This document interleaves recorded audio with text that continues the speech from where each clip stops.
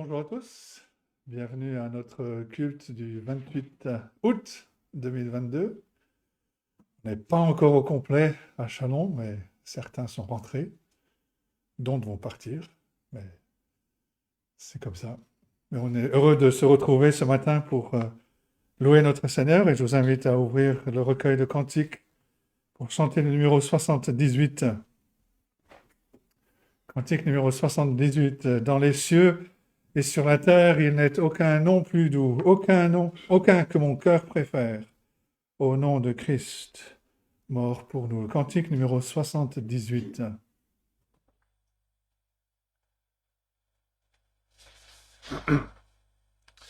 Dans les cieux et sur la terre, il n'est aucun nom plus doux, aucun que mon cœur préfère. Au nom de Christ mort pour nous, quel beau nom, porte loin de l'éternel. Quel beau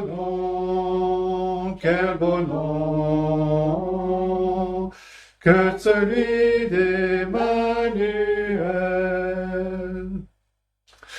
Quelque grand que soit un homme, qu'il soit prince ou qu'il soit roi, de quelque nom qu'on le nomme, Jésus est plus grand pour moi.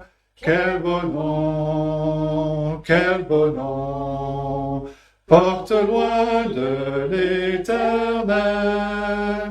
Quel beau nom, que celui d'Emmanuel. Les séraphins, les archanges portent des noms glorieux, mais le plus beau nom des anges pourrait-il me rendre heureux? Quel beau nom, porte loin de l'éternel. Quel beau nom, que celui d'Emmanuel. Dans les mots Jésus soulage, il guérit l'esprit froissé, il ranime le courage du cœur le plus oppressé. Quel beau nom, porte loin de l'éternel. Quel beau nom,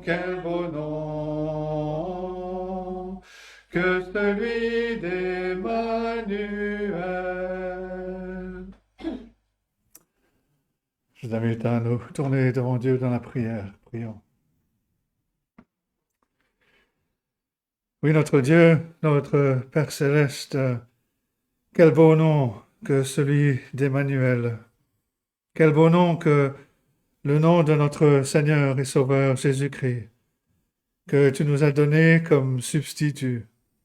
Quel beau nom que le nom de notre Rédempteur, celui qui a accepté de s'humilier, de voiler sa gloire pour prendre sur lui notre nature humaine, devenir homme pour satisfaire toutes les exigences de ta loi et donner sa vie en sacrifice, en rançon pour nos péchés.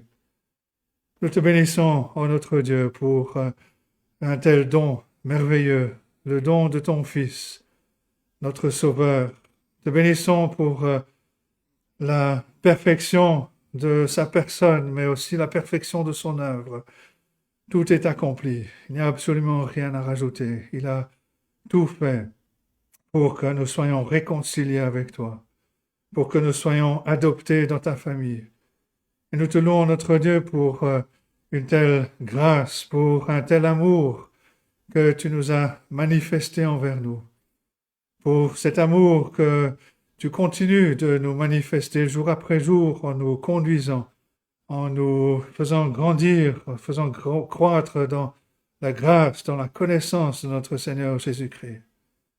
Te bénissons pour la joie de la communion fraternelle, pour toutes les bénédictions que tu nous accordes en Jésus-Christ, de savoir que non seulement nos péchés sont pardonnés, mais que nous sommes devenus tes enfants, les enfants du Dieu vivant, que tu nous as fait intégrer cette famille, ce peuple que tu t'es acquis par l'œuvre de ton Fils, notre Seigneur Jésus-Christ. Et te bénissons pour toutes ces occasions comme ce matin où nous pouvons nous retrouver pour chanter tes louanges, pour faire monter vers toi notre adoration, la reconnaissance de nos cœurs, pour nous placer à l'écoute de ta parole.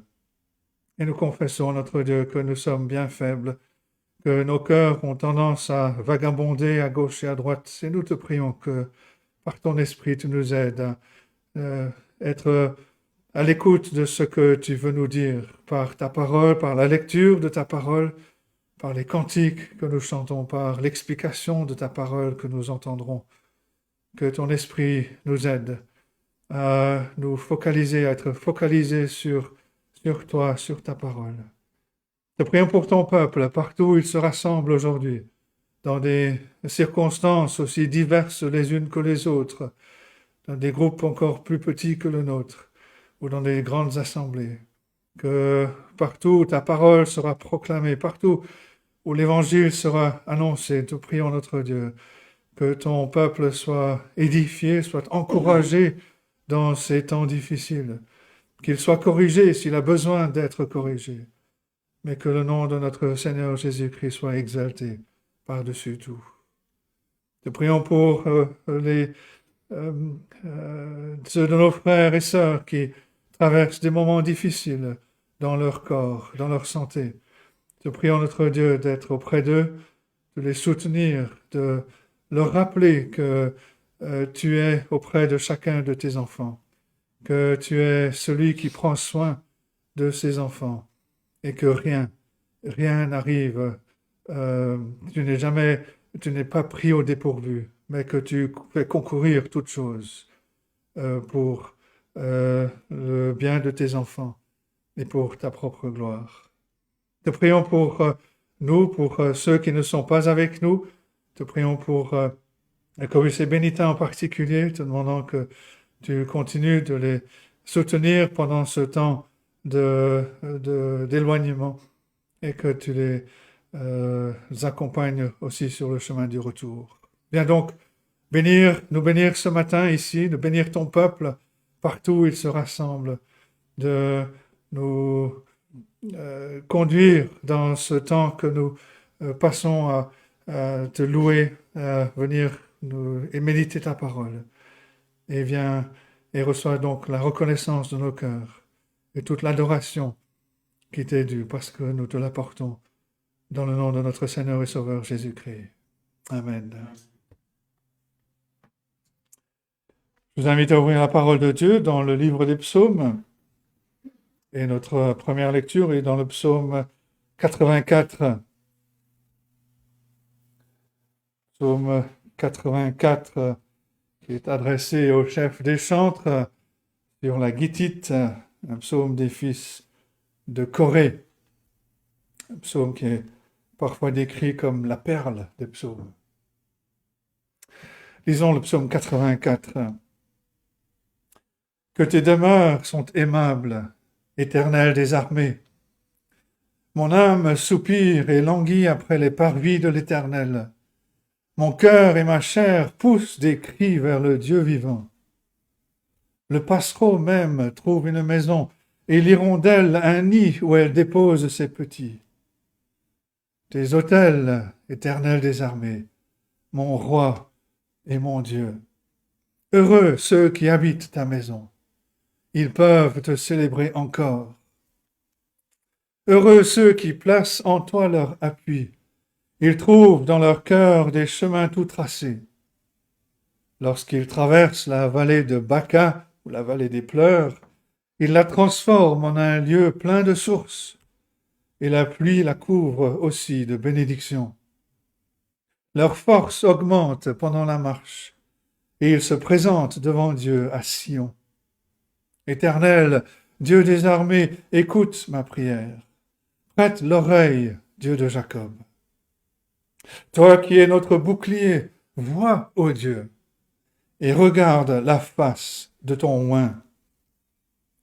Mieux vaut un jour dans tes parvis que 1000 ailleurs. Je préfère me tenir sur le seuil de la maison de mon Dieu plutôt que d'habiter sous les tentes de la méchanceté. Car l'Éternel Dieu est un soleil et un bouclier. L'Éternel donne la grâce et la gloire. Il ne refuse aucun bien à ceux qui marchent dans l'intégrité. Éternel des armées, heureux l'homme qui se confie en toi. Si le psaume 23 est le psaume le plus connu, le psaume 103 le plus joyeux, le psaume 119 le plus expérimental, le psaume 51 le plus déchirant, ce psaume 84 est sans doute l'un des psaumes les plus doux.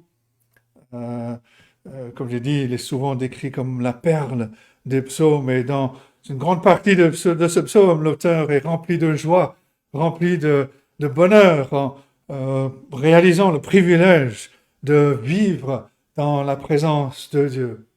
Mais il remarque même que lorsqu'un croyant traverse un moment difficile et qu'il découvre la source de réconfort, il devient un réconfort un réconfort pour les autres. Et on peut se rappeler, par exemple, on peut citer ce psaume 42, combien de croyants ont été encouragés par la lecture du psaume 42, quelqu'un qui nous a précédés, qui a connu ce que nous pouvons connaître, les luttes que nous pouvons connaître. Rappelez-vous, il s'adresse à lui-même, il dit « Mais pourquoi t'as battu mon âme ?» Et l'auteur de ce psaume nous montre comment parler à notre âme et nous dirige vers la source, espère en Dieu. Et ici, le psalmiste dit, lorsqu'il traverse la vallée des pleurs, il la transforme en un lieu plein de sources. Mais ces sources ne viennent pas d'en bas, elles viennent d'en haut, de la grâce de Dieu qui, comme une pluie, vient tomber, cette grâce que Dieu accorde. Et comme le psalmiste dira vers la fin du psaume, Dieu non seulement accorde la grâce, mais il accorde aussi la gloire.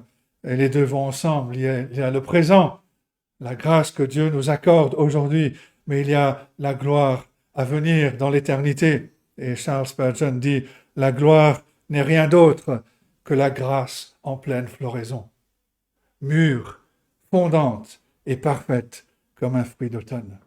Les deux vont ensemble. Mais pour jouir de ces bénédictions, on ne peut pas compter sur nos propres mérites. Vivre dans la présence de Dieu, connaître sa grâce qui se renouvelle chaque matin, savoir que Dieu nous pardonne, que Dieu nous accepte dans sa présence, ce n'est possible que par le Seigneur Jésus-Christ. L'argumentation du psalmiste, nous l'avons ici au verset 10. Il dit, regarde la face de ton oint. Regarde la face de ton oint. Regarde celui que tu as oint comme prophète, comme sacrificateur, comme roi. Et la vraie foi repose non pas sur nos émotions ou sur nos idées personnelles. Elle repose sur ce que Dieu dit au sujet de son Fils, au sujet de son oint. Il est le prophète, c'est lui qui révèle le Père. Et le Seigneur Jésus-Christ est le sacrificateur, c'est lui qui offre le sacrifice parfait qui satisfait la justice de Dieu, et ce n'est rien d'autre que sa propre vie. Il est aussi le roi. Dieu le Père lui a donné tout pouvoir sur le ciel et sur la terre. C'est lui qui ouvre les sceaux dans le livre de l'Apocalypse, et un jour il remettra toutes choses à son Père. Il est parfait. Et il a accompli toutes choses de manière parfaite. Regarde la face de ton oint. Moi, je ne mérite que la colère. Je ne mérite que la condamnation. Mais regarde le substitut. Regarde ton oint. regarde la face de ton roi. Lui, il est parfait. Et c'est en lui que nous sommes cachés. Heureux l'homme, comme le conclut le psalmiste, heureux l'homme qui se confie en toi. Je vous invite à ouvrir vos recueils de cantiques pour chanter au numéro 246. Cantique numéro 246. De Dieu, l'amour éternel à mon cœur s'est fait connaître, et je sais qu'il est réel par l'esprit qui me pénètre. Toutes mes terreurs ont fui, une douce paix m'inonde. Ô sécurité profonde, il est à moi, je suis à lui. 246.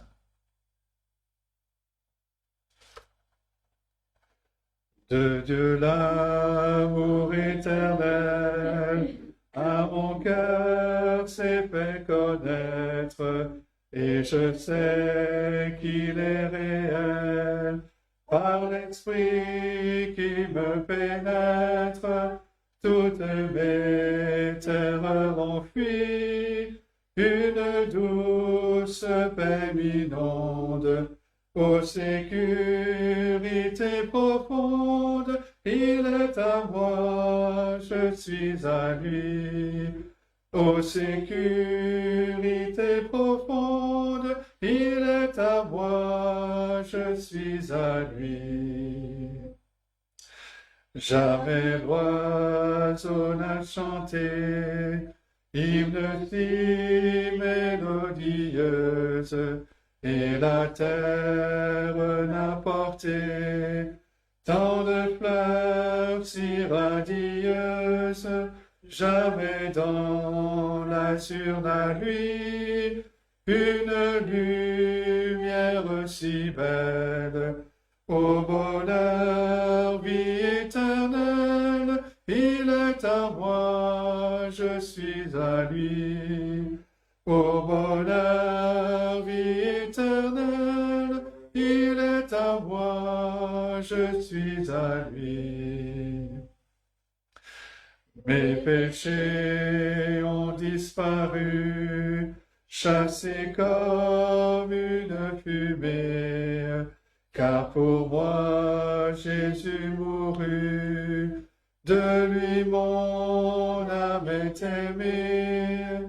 Sur et fort de son appui, je repose en sa tendresse, et tout bas redit sans cesse, il est à moi, je suis à lui. Et tout bas redit sans cesse, il est à moi, je suis à lui. À lui seul et pour toujours, l'enfer, la mort ni la vie, rien ne peut de son amour priver mon âme ravie. Que le monde soit détruit et que le soleil s'éteigne. Jésus vit et Jésus règne, il est à moi, je suis à lui. Jésus vit et Jésus règne, il est à moi, je suis à lui. Nous allons ouvrir la parole de Dieu dans le Nouveau Testament, dans la lettre de Paul aux Romains, pour lire la deuxième moitié du chapitre 8. Romains chapitre 8, à partir du verset 18 jusqu'à la fin de ce chapitre. Un passage qu'on connaît bien, du moins certaines parties de ce passage. Sont très riches, très encourageants. Romains 8, à partir donc du verset 18.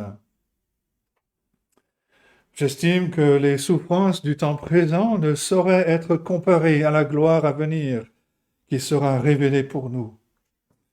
Aussi la création attend-elle avec un ardent désir la révélation des fils de Dieu. Car la création a été soumise à la vanité, non de son gré, mais à cause de celui qui l'y a soumise, avec l'espérance qu'elle aussi sera affranchie de la servitude de la corruption, pour avoir part à la liberté de la gloire des enfants de Dieu. Or, nous savons que jusqu'à ce jour, la création tout entière soupire et souffre les douleurs de l'enfantement. Et ce n'est pas elle seulement, mais nous aussi, qui avons les prémices de l'Esprit, nous soupirons en nous-mêmes, en attendant l'adoption, la rédemption de notre corps. Car c'est en espérance que nous sommes sauvés. Or, l'espérance qu'on voit n'est plus espérance. Ce qu'on voit, peut-on l'espérer encore? Mais si nous espérons ce que nous ne voyons pas, nous l'attendons avec persévérance. De même aussi, l'Esprit nous aide dans notre faiblesse, car nous ne savons pas ce qu'il convient de demander dans nos prières. Mais l'Esprit lui-même intercède par des soupirs inexprimables. Et celui qui sonde les cœurs connaît la pensée de l'Esprit, parce que c'est selon Dieu qu'il intercède en faveur des saints. Nous savons du reste que toute chose concourt au bien de ceux qui aiment Dieu, de ceux qui sont appelés selon son dessein. Car ceux qu'il a connus d'avance, il les a aussi prédestinés à être semblables à l'image de son Fils, afin que son Fils soit le premier-né de beaucoup de frères. Et ceux qu'il a prédestinés, il les a aussi appelés. Et ceux qu'il a appelés, il les a aussi justifiés. Et ceux qu'il a justifiés, il les a aussi glorifiés. Que dirons-nous donc à l'égard de ces choses? Si Dieu est pour nous, qui sera contre nous? Lui qui n'a point épargné son propre Fils, mais qui l'a livré pour nous tous, comment ne nous donnera-t-il pas aussi toutes choses avec lui? Qui accusera les élus de Dieu? C'est Dieu qui justifie. Qui les condamnera? Christ est mort. Bien plus, il est ressuscité, il est à la droite de Dieu et il intercède pour nous. Qui nous séparera de l'amour de Christ? Sera-ce la tribulation, l'angoisse, ou la persécution, ou la faim, ou la nudité, ou le péril, ou l'épée? Selon qu'il est écrit, c'est à cause de toi qu'on nous met à mort tout le jour, qu'on nous regarde comme des brebis destinées à la boucherie. Mais dans toutes ces choses, nous sommes plus que vainqueurs par celui qui nous a aimés. Car j'ai l'assurance que ni la mort, ni la vie, ni les anges, ni les dominations, ni les choses présentes, ni les choses à venir, ni les puissances, ni la hauteur, ni la profondeur, ni aucune autre créature ne pourra nous séparer de l'amour de Dieu, manifesté en Jésus-Christ, notre Seigneur. Et jusque-là, la lecture de la parole de Dieu. Et avant de laisser la place à Jean-Claude pour le message, nous allons chanter le cantique numéro 221.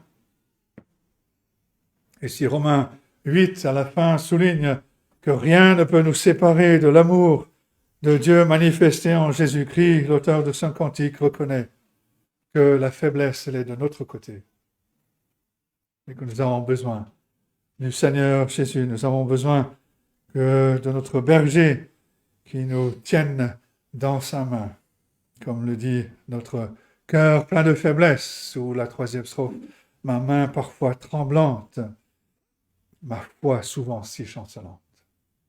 C'est notre prière. Tiens dans ta main puissante et forte, ton faible enfant qui seul ne peut marcher.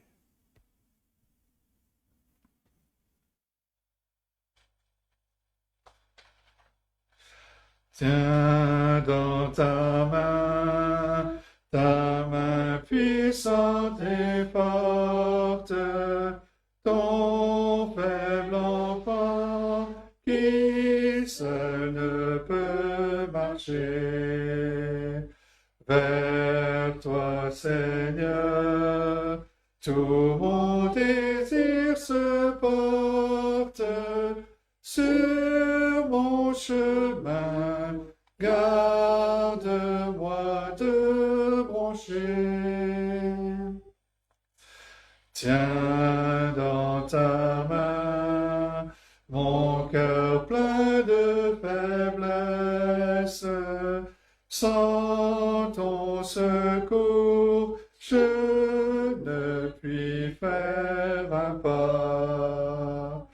Écoute-moi, regarde ma tristesse, viens secours-moi, ne m'abandonne pas. Tiens dans ta main, ma main parfois tremblante, quand vient l'épreuve et ces jours de douleur. Donne à ma foi, souvent si chancelante,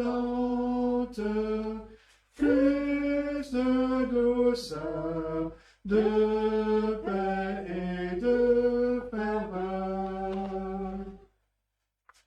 Tiens dans ta main mon âme tout entière. Révèle-moi, Jésus, tout ton amour. Sois mon rocher, mon ancre, ma lumière, mon roi, mon maître, ô Jésus, chaque jour.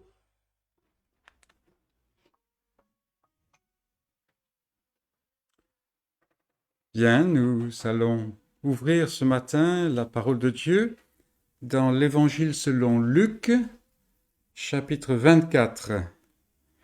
Et nous lirons à partir du verset 13 jusqu'à 35. Nous sommes le matin du premier jour de la semaine, enfin, pas trop pour les Juifs, mais voilà. Après la crucifixion, et nous nous trouvons juste en dehors de Jérusalem. Et voici, ce même jour, 2 disciples allaient à un village nommé Emmaüs, éloigné de Jérusalem de 60 stades, et ils s'entretenaient de tout ce qui s'était passé. Pendant qu'ils parlaient et discutaient, Jésus s'approcha et fit route avec eux. Mais leurs yeux étaient empêchés de le reconnaître. Il leur dit : « De quoi vous entretenez-vous en marchant ?» Et ils s'arrêtèrent, l'air attristé. L'un d'eux, nommé Cléopas, lui répondit : « Es-tu le seul qui, séjournant à Jérusalem, ne sache pas ce qui est arrivé ces jours-ci ? » « Quoi ? leur dit-il. Et ils lui répondirent : « Ce qui est arrivé au sujet de Jésus de Nazareth, qui était un prophète puissant en œuvre et en parole devant Dieu et devant tout le peuple. Et comment les principaux sacrificateurs et nos magistrats l'ont livré pour le faire condamner à mort et l'ont crucifié. Nous espérions que ce serait lui qui délivrerait Israël. Mais avec tout cela, voici le 3e jour que ces choses se sont passées. Il est vrai que quelques femmes d'entre nous nous ont fort étonnés.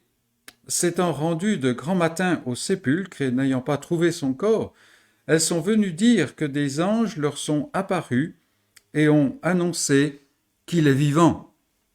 Quelques-uns de ceux qui étaient avec nous sont allés au sépulcre et ils ont trouvé les choses comme les femmes l'avaient dit. Mais lui, ils ne l'ont point vu. Alors Jésus leur dit : « Ô hommes sans intelligence et dont le cœur est lent à croire tout ce qu'ont dit les prophètes. Ne fallait-il pas que le Christ souffre ces choses et qu'il entre dans sa gloire ?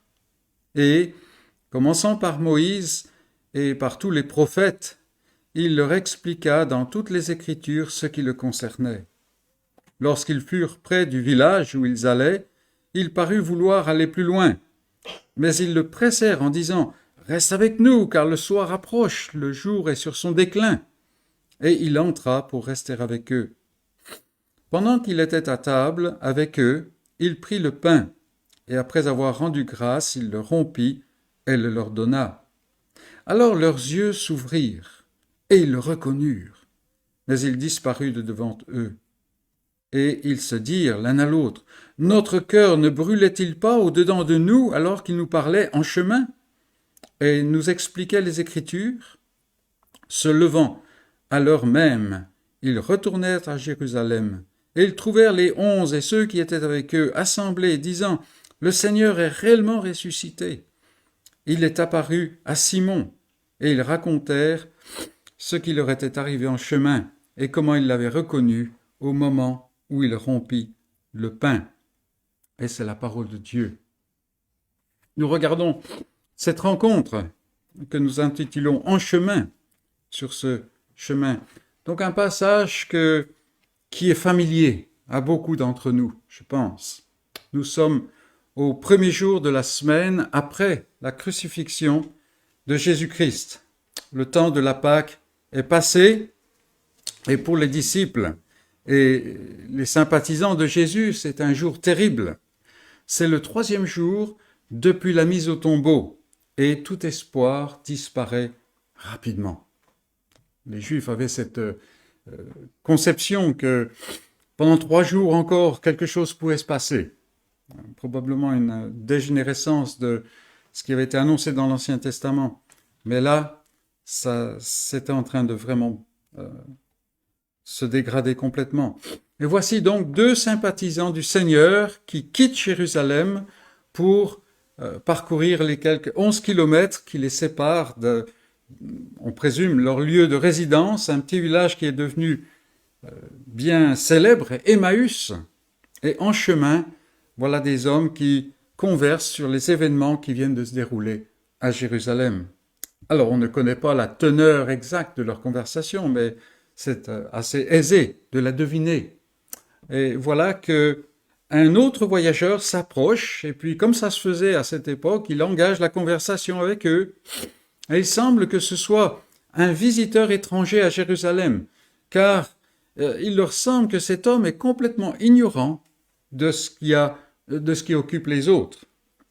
Et devant cette ignorance, il lui explique comment cet enseignant captivant a été mis à mort par les chefs religieux, et ce qui a détruit tous leurs espoirs. Certains rapports bizarres en tout début de journée sont venus les bousculer, les plonger dans l'incompréhension encore davantage. Il semble en effet que la dépouille du crucifié a disparu. Et c'est alors que l'inconnu prend la parole et que débute la plus merveilleuse étude biblique qui ait jamais existé dans l'histoire. C'est un moment qui nous fait regretter que les enregistrements n'existaient pas. Mais bon, on l'a quand même. Et comme cette rencontre entre Jésus et ces 2 disciples d'Emmaüs, comme on les a appelés, met au jour des réalités qui touchent tous les croyants, à un moment ou à un autre, il est bon pour nous de nous pencher sur ce passage de l'Écriture. Et il y a un cœur dans ce passage qui est vraiment important pour nous. Et notre premier point, on va reprendre en fait les termes de notre texte. Nous espérions que ce serait lui. Nous ne savons pas exactement qui sont ces 2 voyageurs, ces deux hommes. L'un d'eux est nommé Cléopas, mais cela ne nous renseigne pas beaucoup sur qui il est vraiment. Ces 2 hommes ne faisaient pas partie du cercle immédiat des 12, mais ils suivaient Jésus. Le passage les présente comme des disciples. Et depuis combien de temps est-ce qu'ils le suivaient? Avec quelle consécration? On ne sait pas. Il est possible qu'ils avaient passé toute la semaine à Jérusalem à suivre l'enseignement du Seigneur. On ne sait pas vraiment quoi que ce soit. Mais leurs paroles d'information à cet inconnu nous renseignent beaucoup sur leur cœur et sur leur attitude. Pour commencer, leur exemple montre qu'il y avait un certain nombre de gens en Israël à cette époque-là que la présence de Jésus ne laissait pas indifférents. On a tendance à se focaliser sur les 12, sur la foule, sur les chefs des Juifs, mais il y avait ces sympathisants. Comme j'ai dit, il n'était pas au nombre des apôtres, choisis spécialement pour un rôle fondateur dans l'Église. Il n'était pas non plus comme la foule pour qui Jésus était le Nazaréen, c'est-à-dire la vedette du moment, celui qu'on suivait, dont on suivait la progression. Jésus, d'une manière ou d'une autre, avait impacté leur cœur, leurs pensées et probablement leur vie. Ils étaient à Jérusalem et ils repartaient à ce moment-là. C'étaient donc des disciples et ils étaient plongés dans la tristesse et dans la perplexité. Ils sont face à des choses inexplicables. Ça les dépasse complètement.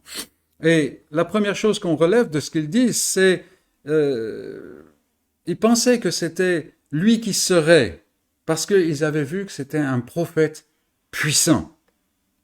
Ces deux disciples ont entendu et vu ce que Jésus enseignait et faisait.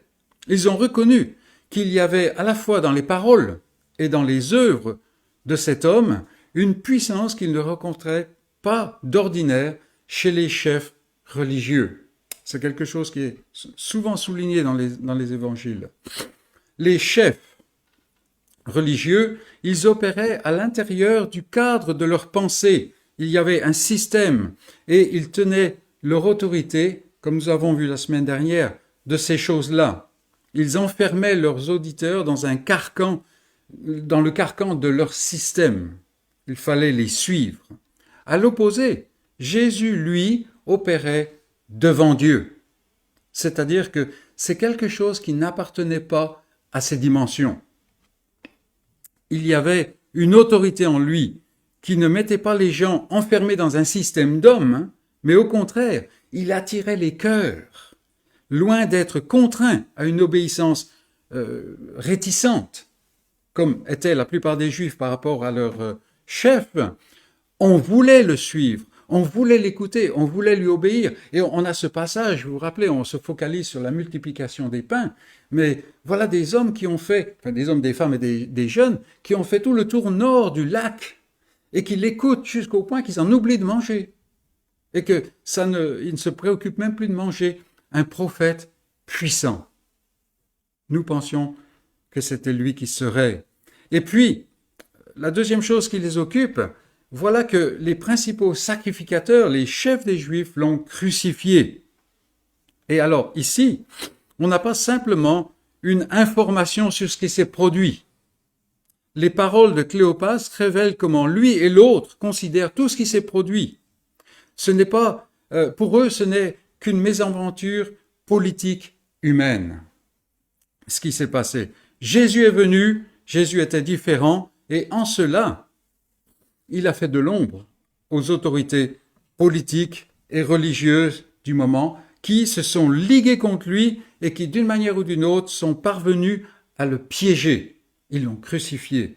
Et ils ont réussi à piéger cet homme bon et à s'en débarrasser. Ils l'ont crucifié. C'est une catastrophe comme on en voit souvent dès que quelqu'un est un peu différent et qu'il fait de l'ombre à d'autres. Donc, les principaux sacrificateurs l'ont crucifié et on peut sentir ce désespoir dans leurs paroles. Si nous les écoutons encore, nous voyons, il dit, nous espérions, mais voilà, ça fait 3 jours. Face à l'incompétence ordinaire des chefs juifs et en présence d'un homme qui parle au cœur, ces deux disciples avaient commencé à se demander si ce n'était pas celui-ci qui était celui qui avait été promis, celui qui allait apporter la rançon pour délivrer Israël. Rappelons-nous, Israël était sous l'occupation à l'époque. L'espoir avait jailli et il s'était élevé très haut parce que Jésus, c'était comme quelqu'un qui était vraiment différent. Mais quand même, leur espoir était resté quelque peu détaché. Qu'est-ce que je veux dire par cela? Que, en fait, ils attendaient que quelque chose se produise. Ils étaient en fait spectateurs. Ils attendaient que vraiment on leur explique ou qu'ils aient l'explication de ce qu'ils voyaient, de façon à avaliser avec certitude cette espérance naissante qui était en eux. Et les choses, finalement, s'étaient mal enclenchées. Et tout avait était finalement allé de travers. Ces hommes-là, ils écoutaient Jésus et ils commençaient à se poser des questions, mais ils ne faisaient rien pour aller plus loin, pour arriver à avoir la réponse à leurs questionnements. Et c'est dans ce sens-là qu'il y avait un certain détachement, une certaine distance entre eux et le Seigneur. Et puis voilà que ça fait déjà 3 jours que tout cela est parti en vrille, comme on dit chez nous. Et maintenant, il n'y a vraiment plus aucun espoir. On peut vraiment sentir cette obscurité qui s'abat sur ces 2 hommes. Ils partent vers Emmaüs et en fait, voilà, la vie pour eux est terminée. C'est vraiment la manière dont ils se sentent. Mais quand même, si on suit leurs paroles, il est vrai que il y a quelque chose ce matin qui s'est passé. Mais même ces rumeurs étonnantes du matin, le matin de ce 3e jour, n'arrivaient pas à ranimer leur esprit. Il y avait beaucoup de choses qui ne collaient pas encore. Voyant la mort de Jésus comme un simple désastre politique et humain, ils n'avaient aucune place dans leur conception pour une résurrection. Malgré le fait que toutes leurs écritures, rappelons-nous, ce sont des Juifs, donc chaque sabbat, ils entendent ces écritures. Malgré le fait que ces écritures annonçaient sans cesse que la mort ne garderait pas celui qui était oint de Dieu, ne le garderait pas dans ses griffes. Leur conception était restée vraiment à l'horizontale. La puissance des œuvres, la puissance des paroles de Jésus s'était arrêtée pour eux aux événements de Golgotha. Comme on voit peut-être des fois avec nos chefs politiques, qui nous donnent peut-être un certain espoir, mais voilà que l'espoir s'arrête à un certain point. C'est la même chose avec ces hommes. Et le matin, voilà qu'il y a des rumeurs incompréhensibles qui leur viennent. Déjà, ils ne savent pas quoi en penser. On leur dit, le corps n'est plus là. Mais ils disent bien, il y en a qui sont allés, donc on sait que c'est Pierre et Jean notamment, mais probablement d'autres, qui sont allés, qui ont confirmé ce que les femmes ont annoncé. Mais ils disent bien, mais lui, ils ne l'ont pas vu. Il fallait pour eux voir le corps de Jésus. C'est là qu'on voit leur conception qui est vraiment une conception humaine. Son absence du tombeau ne suffisait pas parce qu'il n'avait pas de place dans leur pensée pour la résurrection. Bien qu'ils aient vu toutes ces œuvres puissantes, toutes ces paroles de vie, bien qu'ils aient espéré que cet homme était celui qui était promis, ils ne savaient pas vraiment qui il était. Ils avaient passé du temps vers lui, mais non, il y avait encore cet espace-là. Et beaucoup aujourd'hui se retrouvent à la lecture de la parole de Dieu et comme ces deux disciples, attristés, plongés dans le désespoir, le découragement, avec un espoir qui n'arrive plus à espérer, à la dérive, dans la perplexité. Pourquoi ? Parce que il n'y a pas ce lien vivant et gardé vivant avec le Seigneur. Je suis même pas en train de parler nécessairement du besoin de conversion, mais de perdre ce caractère bouillonnant de ce lien vivant, cette union vivante avec Jésus-Christ.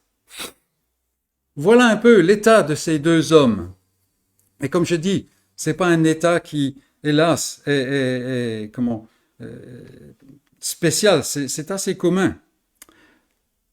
Notre deuxième point, on va se tourner vers les paroles de Jésus.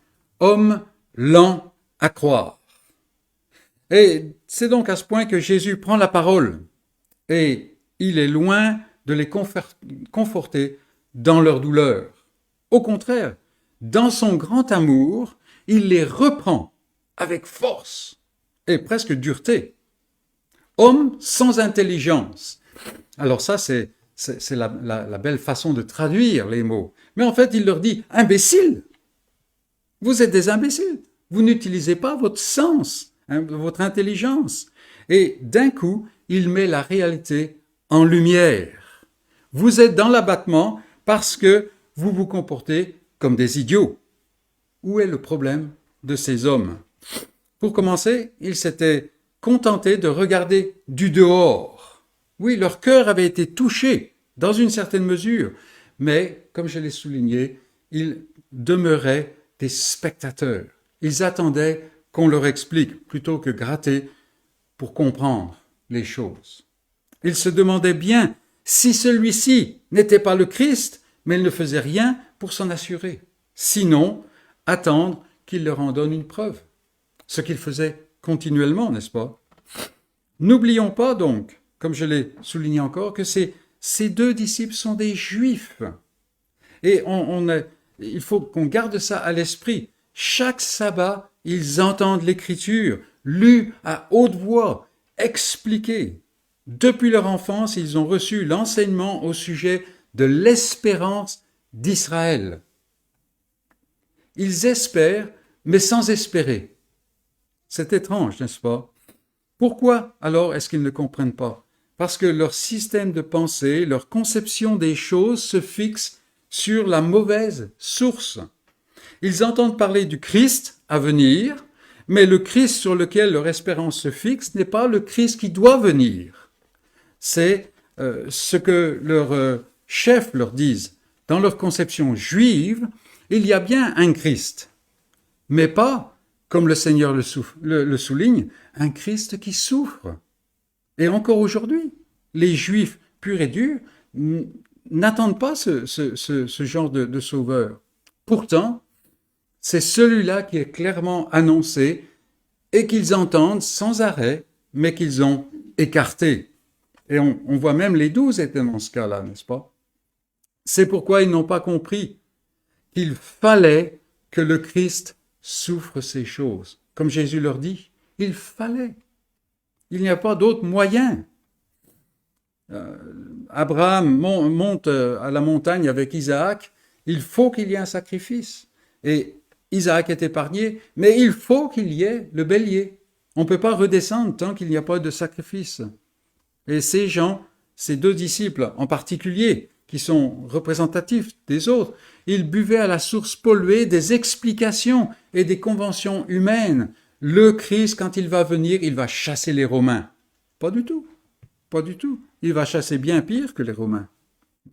Ils auraient, ces deux hommes et puis ceux qui leur ressemblent, et ils auraient plutôt dû aller s'abreuver à la vraie source, qui est ce que Dieu a dit.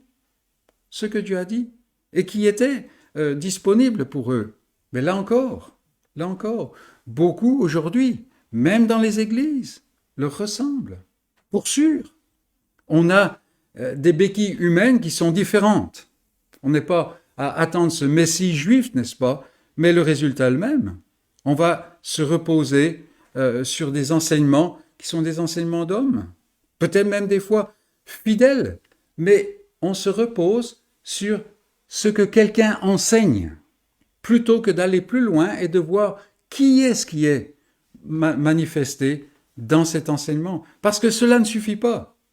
Il faut avoir ce contact direct, immédiat. Il ne suffit pas d'être prompt à croire. Il faut croire ce que dit l'Écriture. Et même, pas seulement cela. Il faut croire ce que dit l'Écriture sur les souffrances nécessaires de Christ pour atteindre la gloire. Et c'est précisément ce que fait Jésus. Et c'est notre troisième point. En commençant par Moïse. Commençons par Moïse. Alors ce sont des paroles bien connues, mais est-ce qu'on comprend vraiment ce qu'elles signifient? Jésus ne s'est pas engagé dans une étude exhaustive de tous les passages de l'Ancien Testament qui le concernent. Non, ça c'est 11 kilomètres, ça suffit pas pour ça. Loin de là. Non, en fait, l'accent ici est porté sur la phrase « ce qui le concernait ». Et qui est-il? Il est le messager de l'Alliance. Celui qui, tout en siégeant sur un trône éternel, appartient à l'ordre permanent de Melchisédek. C'est cette nouvelle alliance. Il est celui qui est la réalité derrière l'ombre de l'agneau sacrifié. Il est derrière toutes les ombres, en fait. Il est celui qui est frappé à la place du peuple. Il est celui qui est méprisé, qui est rejeté, mais celui qui rassasiera son âme du fruit de son triomphe. Et là, en fait, les Juifs avaient complètement laissé ça de côté. Il est celui qui sera donné, à qui sera donné sa part avec les grands, comme nous lisons dans les psaumes, c'est-à-dire celui qui règne, celui qui triomphe. Il est celui à qui le Seigneur dit qu'il fera de ses ennemis un marchepied. Et tout cela à travers les choses qu'il doit souffrir. Jésus, en fait, ici, il reprend toute l'alliance de grâce avec le centre de cette promesse, c'est-à-dire que Dieu s'est engagé par serment et il a fait une promesse qu'il va accomplir en son Fils. Quelqu'un vient. Et qui est celui-ci? Et tout cela était bien connu des Juifs. C'est la postérité de la femme. C'est celui qui écrasera la tête de l'ennemi qui a plongé la race humaine dans la servitude. Mais ce faisant, et là encore c'est annoncé, il aura le talon blessé. Il faut qu'il souffre, il faut qu'il meure et il faut qu'il ressuscite. Et lui-même l'a annoncé aux disciples plusieurs fois. Mais il est dit, ils ne comprenaient pas de quoi il parlait. Et nous avons donc toute cette merveilleuse étude biblique qui est accessible à nous parce que nous avons tout cet Ancien Testament. On a même les récits de la vie de Jésus sur terre, commençant par Moïse. Voilà cette étude biblique que nous avons ici, et par tous les prophètes, ceux qui le concernaient, c'est-à-dire cette grande fresque de l'alliance de grâce dont il est le centre, et en lui est toute la promesse. Mais passons à un autre point, c'est le résultat de tout cela. Et je l'intitule « Notre cœur ne brûlait-il pas ?» Les trois arrivent à Emmaüs. Le jour décline. Les deux disciples pressent l'étranger de passer la nuit chez eux parce qu'ils semblent vouloir aller plus loin. Mais voilà, on a l'hospitalité et il entre dans la maison. Et voilà le repas. Et au début du repas, selon la coutume, l'étranger, l'invité, il rompt le pain et il rend grâce. Et c'est alors, nous lisons, que leurs yeux s'ouvrent et qu'ils le reconnaissent pour être Jésus. Alors, on a lu au début du passage que leurs yeux étaient empêchés de le reconnaître. Et on peut le voir, on connaît cela. On va marcher avec quelqu'un sur un chemin et on va commencer à discuter. Et souvent, c'est une bonne manière de discuter de choses peut-être qui sont difficiles à partager, parce qu'on ne se regarde pas. On va même porter le regard sur le lointain, pour ne pas être distrait et pouvoir réfléchir à ce qui est dit. Mais ici, on peut se demander quel est l'élément déclencheur qui a ouvert les yeux des disciples. On en a déjà parlé une fois dans nos études. Parce qu'en fait, on a tendance à penser, oui, bon, il a rompu le pain et tout de suite, ça leur a ramené le souvenir du dernier souper, n'est-ce pas? Mais ces deux disciples n'étaient pas au dernier repas. Et il est très peu probable que les 12, enfin les 11 maintenant, que les 11 en aient parlé, parce que tout ce week-end-là, ils étaient cachés, ils étaient séparés, la plupart d'entre eux, et ils pensaient certainement pas à rappeler ces moments-là. Ils avaient peur des Juifs, vous vous rappelez, ils étaient derrière les portes verrouillées. Donc ces gens, ils n'étaient pas au dernier repas, ils n'avaient probablement pas entendu parler de ce qu'il avait fait. Mais voilà que dans la fraction du pain, au début du repas, leur attention est enfin focalisée sur quelque chose de très important, les mains de Jésus. Et ces mains-là sont des mains qui sont percées, qui parlent de mort, mais elles sont vivantes. Et elles sont là à partager le pain. Et en fait, c'est là que tout s'imbrique. C'est là que tout se rejoint, n'est-ce pas? Nous espérions que ce serait lui. Mais nos chefs l'ont crucifié. Et voilà le 3e jour, tout espoir est fini. Mais toutes les Écritures annoncent qu'il faut que l'agneau de Dieu, que Dieu a pourvu, soit mis à mort et qu'il ressuscite au 3e jour. Et tout d'un coup, tout est là. Tout est là. Parce qu'il voit ses mains, il parle de mort, et qui pourtant sont des mains vivantes. Et voici que les événements, les Écritures, la lumière de l'Esprit de Dieu convergent et enflamment ces cœurs. Il y a maintenant ce contact direct, cette union.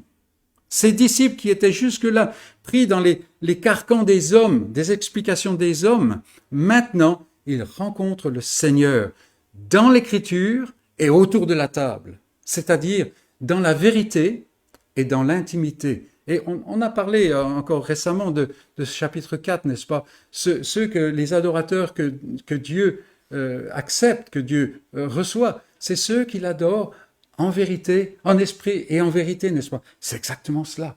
C'est exactement cela. Dans l'Écriture, autour de la table, le Seigneur se manifeste dans l'intimité d'une union parfaite qui est maintenant rendue possible par son sang, par sa mort. Et voilà les mains percées. Beaucoup aujourd'hui, dans les églises, et peut-être qu'on en fait partie, marchent l'air attristé. On ne comprend pas. On espérait tant, mais le contraire s'est produit. On se disait, mais vraiment, la vie va complètement changer. Mais voilà, la vie, en fait, elle vient avec tous ces poids, tous ces fardeaux, et les petites choses, les choses du Seigneur ne sont pas grandes, elles ne frappent pas l'esprit comme on s'attendrait peut-être. Alors on se replie parfois dans une simple présence rituelle sous l'Évangile, comme on dit. On se contente de suivre les responsables, de ne pas mettre un pied de travers, d'espérer finalement que les choses vont se régler comme il faut et que finalement, l'espérance, Jésus-Christ va revenir, oui, et là, vraiment, ça va être là où on va pouvoir le servir. Non, c'est pas ça du tout. Parce que le Seigneur veut s'unir avec son peuple. Il n'a pas envoyé des anges pour annoncer l'évangile. Ça n'aurait pas été un évangile. Ça n'aurait pas été une bonne nouvelle. Non, il a envoyé ce Fils. Et c'est cette incarnation qui est... Comment est-ce qu'on peut diviser la partie divine, la partie humaine? Il n'y a pas de confusion, mais il n'y a pas non plus de séparation. Et c'est cela, l'union avec son peuple. Et aujourd'hui, on a peut-être ce problème, et il nous faut veiller, parce que ceci n'est pas l'évangile. Suivre des hommes, suivre un système, avoir bien compris, faire ce qu'il faut, ça n'est pas l'évangile. L'évangile, avant tout, c'est un cœur qui brûle au-dedans. Et tant qu'on n'est pas là, il faut en revenir à cela. On lit Jean chapitre 4, la Samaritaine, on est tellement focalisé sur les détails de cette rencontre et ainsi de suite, n'est-ce pas? Il y a de la place pour cela. Mais le fait que Jésus lui parle, l'eau que je donne, elle bouillonne jusque dans la vie éternelle. Mais est-ce qu'il nous a raconté des mensonges? Et il nous faut assaillir son trône de grâce, rappelons-nous que c'est un trône de grâce, jusqu'à ce qu'il fasse que ce soit vrai. Alors, ce n'est pas qu'on va être à danser sans arrêt. On peut traverser des moments terribles parce que notre corps se détruit chaque jour, n'est-ce pas? Et ça, on ne peut pas éviter. Mais à l'intérieur, on est renouvelé dans l'être intérieur. C'est cela, un cœur qui brûle au-dedans. Et cela n'est possible qu'en présence de l'Écriture et en pleine vue de l'alliance, de cette union qui est un agneau doit mourir pour que les portes de la gloire s'ouvrent. Et l'agneau est mort. Et les portes se sont ouvertes dès maintenant. On n'attend pas un jour prochain. Ce jour-là, on entrera totalement parfait, totalement débarrassé du péché. On n'attend pas ce jour avec autant d'impatience qu'on devrait, n'est-ce pas? Mais en attendant, on peut déjà marcher dans la gloire. On est déjà assis avec Christ dans les lieux célestes. Et c'est au travers de beaucoup d'afflictions que le peuple de Dieu entrera dans la gloire. Mais là, il y a déjà ce gage de l'esprit. Et ce n'est pas un petit bout d'esprit. C'est en fait le Christ, en qui toute la plénitude de la divinité réside. Ces deux disciples, maintenant, nous les voyons. Ils marchaient, attristés. Ça a dû prendre un moment pour faire les 11 kilomètres. Mais maintenant, regardez-les. Ils sont remplis d'une énergie nouvelle parce qu'ils ont rencontré le Seigneur. Et il fait que maintenant, toutes les choses de la terre se sont estompées. Ils ne s'inquiètent pas que peut-être il y a des bandits sur la route. Ça arrivait dans la pénombre, dans l'obscurité, parce qu'à cette époque-là, dans ces endroits-là, la nuit tombe rapidement. Non, ils retournent à Jérusalem. Et moi, j'ai l'idée qu'ils courent. Peut-être pas les 11 kilomètres. Mais voilà, ils sont pressés. Parce que l'intimité joyeuse avec ce Christ vivant fait brûler leur cœur d'un amour éternel. Et en fait, ils retrouvent les autres, et les autres sont pareils parce qu'ils ont vu le Seigneur ressuscité. Et c'est ce que nous devons chercher. C'est ce que nous devons désirer. Peu importe là où on est. Est-ce qu'on a besoin de rencontrer le Seigneur? Est-ce qu'on connaît le Seigneur, mais on a laissé les choses de la vie nous ralentir, nous empêtrer dans les plis de la robe, comme on dit. Peu importe, il faut revenir là, parce que c'est la promesse de la parole de Dieu. C'est la promesse de Dieu. Et c'est ce que Jésus offre aujourd'hui. Que dans le cœur, on soit comme David qui danse devant l'Éternel. Que le Seigneur nous donne de ne pas lui donner de repos jusqu'à ce que nous connaissions cela. Même au milieu de la mort de cette vie. J'insiste là-dessus. Ces disciples-là, les autres aussi, ils n'arrivaient pas à croire dans la résurrection, bien qu'ils aient vu le tombeau vide. Pourquoi? Parce qu'il fallait qu'ils voient le corps.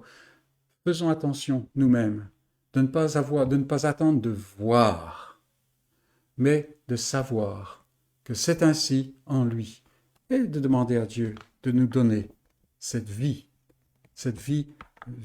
vibrante dont nous avons tant besoin. Amen.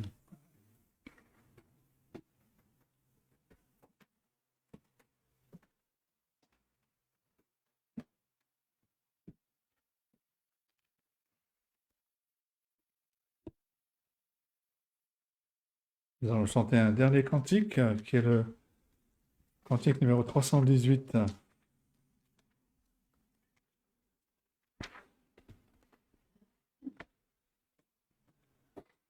Un de mes nombreux cantiques préférés. Je ne sais pourquoi dans sa grâce, Jésus m'a tant aimé. Pourquoi par son sang il efface ma dette, mon péché. Mais je sais qu'en lui j'ai la vie. Il m'a sauvé dans son amour et gardé par sa main meurtrie. J'attends l'heure de son retour. Cantique numéro 318.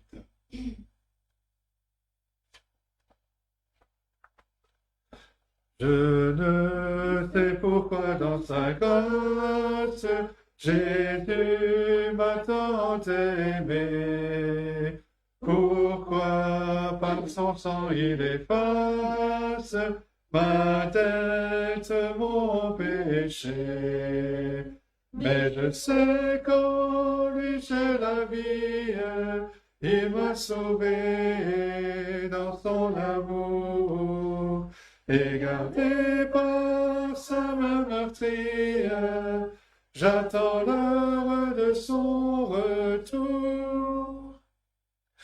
Je ne sais comment la lumière éclaire tout mon cœur, comment je compris ma misère et reçu mon sauveur. Mais je sais qu'en lui j'ai la vie, il m'a sauvé dans son amour. Et gardé par sa main meurtrière, j'attends l'heure de son retour. Je ne sais quelle est la mesure de joie et de douleur que pour moi fait créature, préserve mon sauveur. Mais je sais qu'en lui j'ai la vie, il m'a sauvé dans son amour. Et gardé par sa main meurtrière, j'attends l'heure de son retour. Je ne sais quand de la victoire l'heure enfin sonnera, quand l'agneau l'époux dans sa gloire avec lui me prendra. Mais je sais qu'en lui j'ai la vie, il m'a sauvé dans son amour. Et gardé par sa main meurtrière, j'attends l'heure de son retour. Nous allons terminer avec ces paroles que nous trouvons dans le livre de l'Apocalypse, au chapitre 1er. À celui qui nous aime, qui nous a délivrés de nos péchés par son sang, et qui a fait de nous un royaume des sacrificateurs pour Dieu son Père. À lui soit la gloire et la puissance au siècle des siècles. Amen. La fin de notre culte. Bon dimanche, bonne semaine à tous.